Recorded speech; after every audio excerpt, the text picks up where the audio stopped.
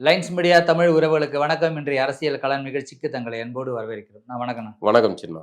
இன்னைக்கு வந்து தமிழ்நாட்டில் பிக் பாஸ் அப்படின்றது வந்து இந்தியாவில் ஃபுல்லாவே மிக ரொம்ப ஃபேமஸான ஒரு நம்ம நிகழ்ச்சிக்குள்ளேயே அதை கூட்டு வந்துட்டீங்களா பாவிங்களா? என்ன பண்றது, அதையும் பேசி ஆக வேண்டிய நிலைமை ஆயிடுச்சு.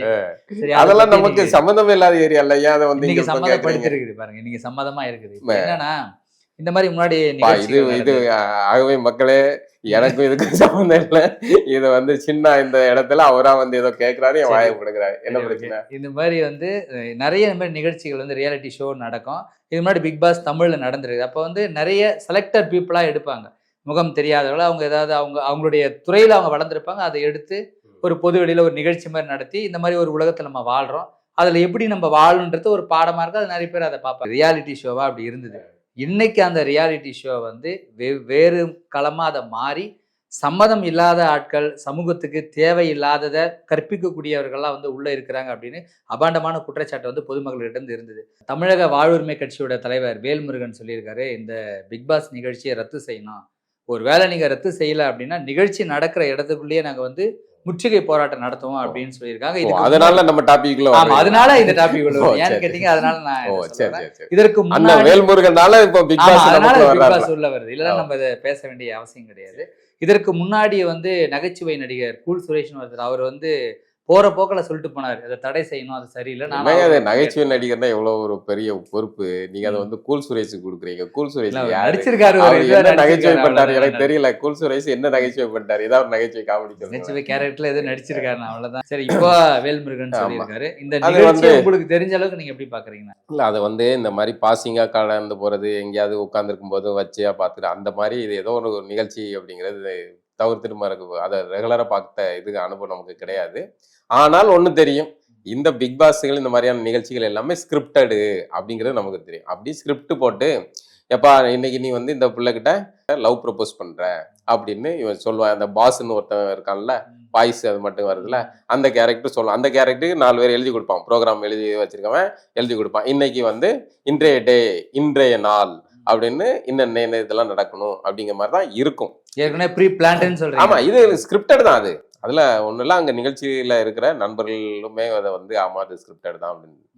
ஆக இந்த ஸ்கிரிப்டட் ப்ரோக்ராம் அதே ஒரு குப்பை.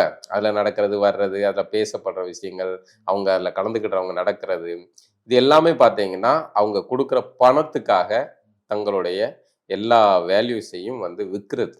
அடிப்படையில் உங்களை அங்கே அதுக்குள்ள நிகழ்ச்சி கூட்டு போகிறது, உங்களுக்கு பணம் கொடுக்குறாங்க, நான் சொல்றத நீ செய், அந்த மாதிரியான யுக்தியாக தான். அதில் வந்து வெவ்வேறு இப்போ இளைஞர்கள் வராங்க, ஒரு பீப்புள் வராங்க, கானா சிங்கர்ஸ் வராங்க, நிறைய பேர் வராங்க. இந்த மாதிரியான இவங்கெல்லாம் ஒன்னா சேர்ந்து இந்த உலகத்துல வாழ்ற மாதிரி நீங்க எப்படி வாழ்வீங்கன்றது ஒரு நிகழ்ச்சியா காட்டுறாங்க. அதில் போய் எல்லாம் ஒன்றும் இது கிடையாது. அது ஒரு வணிக நிகழ்ச்சி. அந்த வணிகத்துக்காக ஒரு ஸ்கிரிப்ட் உருவாக்கப்பட்டது. நீங்க முதல் இதுல கூட இது அப்போ செய்தியாக வந்துச்சு, அந்த ஜல்லிக்கட்டுல ஒரு பொண்ணு ஜூலி, அந்த அம்மா பெரிய வீராவேசமா கோசெல்லாம் போட்டுச்சு, அந்த பிள்ளை நிகழ்ச்சிக்குள்ள கொண்டு போனாங்க.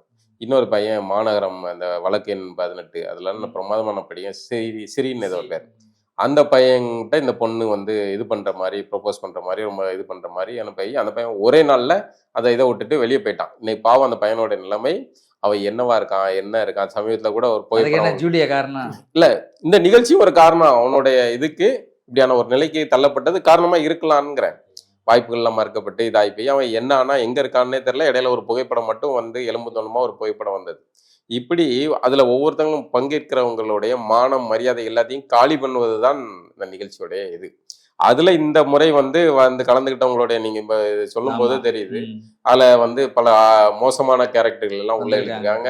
சில சல்லி பயிர் அதை வந்து இவங்க யாரு அப்படின்றத வந்து இளைஞர்கள் சரி குழந்தைகள் எல்லாம் தேடி பாக்குறாங்க. இவங்க யாரு, பேக்ரவுண்ட் அப்படி தேடி. ஆமா, இப்ப எனக்கே வந்து இது பார்க்கும்போது தான் நிறைய பேர் இருக்காங்க. இப்போ நம்ம அண்ணன் தம்பி, அக்கா தங்கச்சி, இந்த சகோதர உறவுகள் எவ்வளவு உயர்ந்த இதா இருக்குங்க. அதை வந்து நமக்கு முன்பின் அறிமுகம் இல்லாதவங்களை கூட நம்ம வந்து சொல்லுங்கக்கா நல்லா இருக்கீங்களா, இல்லை என்ன பண்ணணும்க்கா அப்படின்னு சாதனை நம்ம கேட்குறோம். நான் இந்த பயலுங்க அவனுங்க என்ன என்ன நிறைய பேர்லாம் வச்சிருக்காங்க. அதுல இப்ப இந்த வந்த அக்கான்றத அதை வந்து இது பண்ணிட்டாங்க பாருங்க. அதை வந்து ஏதோ பலூனா ஏதோ ஒண்ணு வச்சிருக்காங்க. அது நம்ம அந்த அக்கான்னு கூட நம்ம சொல்லக்கூடாது, கண்ட பயல்னு சொல்லிட்டு போட்டு நம்ம அவனை சொல்லிட்டு போட்டு நம்ம சொல்லக்கூடாது. இப்படி வந்து சமூகத்துக்கு தேவையில்லாத குப்பைகளை எல்லாம் கொண்டு போய் வச்சு அதை குடும்பத்தோட ஒரு உட்கார்ந்து குடும்பத்தோட உட்கார்ந்து அதுல அவங்க பண்ற ஆபாச சேட்டைகள் உள்ள ஆரம்பிச்சு அடிப்படையில இந்த மனநிலை அடுத்தவன் வீட்டுல என்ன நடக்குது, அடுத்தவன் பெட்ரூம்ல என்ன நடக்குதுங்கிற பாக்குற மக்களுடைய மனநிலையை தூண்டுறது. இந்த நிகழ்ச்சி நீங்க தானே பாக்குறீங்க, இல்ல அதைத்தான் பாக்குற வயசுனா அவங்க பார்க்க எடுக்க வைக்கிறதுக்கான அளவுக்கு இவங்க ட்ரெண்டிங்கா அதை உருவாக்குறாங்க. அதுக்கான ப்ரொமோஷன் கொடுக்கறது, கமல் மாதிரியான அந்த அறிவுஜீவி அப்படி மையங் ஐயன் உருட்டுறது, எவனுக்குமே புரியாத மாதிரி பேசுறது, ப்ரொமோஷன் பண்றது. நம்ம மக்கள் வந்து வேற அறிமுகம் இல்லாத ஒரு ஆளை வச்சா பார்க்க மாட்டாங்க. கமல் மாதிரியான ஆளை வந்து இறக்குறது, நான் விஜய் சேதுபதி இவங்க இந்த மாதிரியான ஆள்கள்லாம் வந்து சமூக சிந்தனையாக வந்து இன்டெலெக்சுவல் பீப்புள். ஆமா, சமூக சிந்தனையா பேசுறது. ஆக உள்ள இருக்கிறதுலாம் குப்பைகள். ஆக அந்த மாதிரியான குப்பைகள்ல இந்த நிகழ்ச்சி நடத்தப்படுது. சரியா? அதுல இந்த அவன் பேர் என்ன வருது, லெமன் ஸ்டாரா, வாட்டர்மெலன் ஸ்டார், அதெல்லாம் நம்மளே பேர் இவங்கெல்லாம் வந்து இது பண்ணி அவங்கள வந்து மார்க்கெட்டிங் பண்ணி விட்டு இவங்க இந்த மீடியாக்கள் தான் முதல்ல போய் பேட்டி எடுக்கானுங்கல்ல.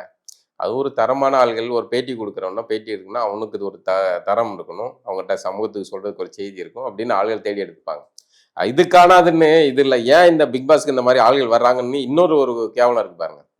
இந்த மாதிரியான ஆபாச இதுல ஆளான பரவலமாக கவனிக்கப்பட்ட பேசப்பட்ட நபர்களை கல்லூரிகள்ல பள்ளிகள்ல சிறப்பு அழைப்பாளர்களா கூப்பிடுறாங்க.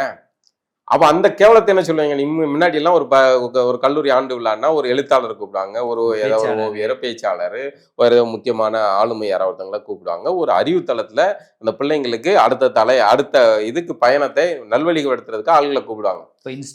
இதெல்லாம் இப்ப இன்ஸ்டா பிரபலம். இன்ஸ்டாவில் அவருக்கு வந்து ஒரு 5 லட்சம் ஃபாலோவர்ஸ் இருக்கா, 1 லட்சம் ஃபாலோவர்ஸ், அதெல்லாம் உடனே கூப்பிட்டாங்க. பிள்ளைங்களும் விசில் அடிச்சு இது பண்றாங்க. அப்போ வந்து இந்த ஜென்சி இந்த உலகமே வந்து டே நீங்கெல்லாம் யாரா இது புரியலடா, விஜய் இதுக்கு போறீங்களா, நீங்க தாண்டா இவ்வளவு காரணம். விஜய் குறை சொல்ல முடியாது, நீங்க தாண்டா போய் கூட்டத்துல போய் உட்காந்து இந்த வேவ் மாதிரி போய் விழுந்து பிள்ளைல தெரிஞ்ச பிள்ளை சகோதரி அதுன்னு குழந்தைங்களை கூட்டு போய் சிக்கி சின்ன யோசிக்க வேணாம். ஒரு பிள்ளை இந்த கூட்டத்துக்குள்ள போனா நம்ம ஒரு பொம்பளை பிள்ளைய கூட்டு போனா அந்த கூட்டத்துல வர்ற பின்னாடி இருக்கிற நாய் என்னென்ன வேலைகள் செய்யும், வர்றவன் அத்தனை வேணும் யோசிக்கனா, இதெல்லாம் யோசிக்க வேணாம். அத நாகரிகமான கூட்டமா? அப்போ என்ன இது அறிவுன்னே தெரில. இவன் தான் இந்த மாதிரியான குப்பைகள் வந்து இதுக்கு வந்த ஆண்டு விழாவுக்கு வந்தா விசில் அடிச்சு கொண்டாடுறான். அப்போ இது தவறு அடிப்படையிலே அந்த தலைமுறைகிட்டே மாறி போச்சு போல இருக்கு. இந்த பிக் பாஸ் இப்ப இதுல வந்து வேல்முருகன் வந்து இதை செய்யறது ஒரு யாராவது ஒருத்தங்க எதிர்ப்பு தெரிவிக்க வேண்டியது அவசியமான, சமூகத்துல எதிர்ப்பு தெரிவிக்க வேண்டியது அவசியமானது, வரவேற்கக்கூடியது. இந்த பிக் பாஸ் நிகழ்ச்சி வந்து வட மாநிலங்களையும் நடக்குது. அதுல அங்க ரொம்ப கேவலத்துல உச்சத்துல போயிட்டு இருக்காங்க. இவன் தமிழகத்துல மட்டும் மக்கள் அதை வந்து எதிர்ப்பு நிலையா பாக்குறாங்க, ஒரு சில எதிர்ப்பு நிலையில பாக்குறாங்க. இப்ப இங்க உள்ள உங்களுக்கு என்ன வருத்தம்னா, வட இந்தியா பிக் பாஸ் எல்லாம் இவ்வளவு தாராளமா நடந்துக்கிறாங்க, இவனைத்தான் கஞ்ச பயலுக வந்து ரொம்ப சென்சார் பண்றாங்கன்ட்டு அந்த அளவுக்கு மக்களை ஏங்கி பாக்குற நிலைக்கு கொண்டு வந்து விட்டாங்க. ஆக சமூகமே வந்து மனநிலையே அதுக்கு ஏத்தாப்புல மாறிக்கிட்டு இருக்கு அப்படிங்கிறது தான்.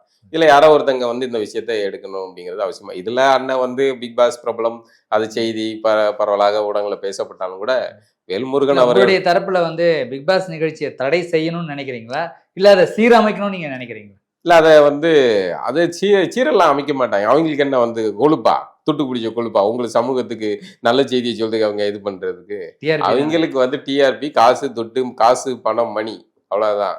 அதனால அதை வந்து தடை பண்றதுதான் சரியா இருக்கு. மீண்டும் நிகழ்ச்சி சந்திப்போம்னா. நன்றி, வணக்கம்.